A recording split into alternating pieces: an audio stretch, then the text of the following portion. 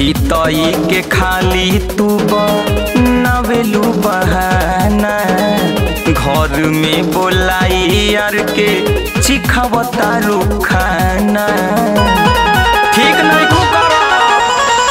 हितई के खाली तू नवेलू बहाना घर में बोलाई यार के चिखावता रुखाना दिन प दिन देहिया दिन प दिन देहिया अब तो फैलल तो हर जाता के जीजा जी के नाता यारवा तो भर खाता लेके जीजा जी के नाता हितवा ही कभर खाता के जीजा जी के नाता हितवा ही कभर खाता।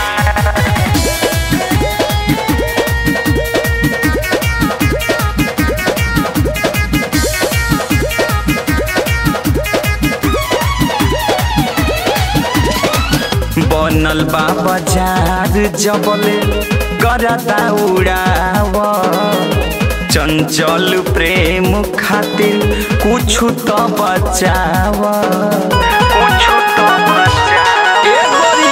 बनल बा बाजार जबले करता उड़ाव आनंद सनोज खातिर कुछ तो बचावा सगरो चर्चा खाली सगरो चर्चा खाली अब तो तोहरे सुनाता के जीजा जी के नाता यारवा तो भर खाता लेके जीजा जी के नाता।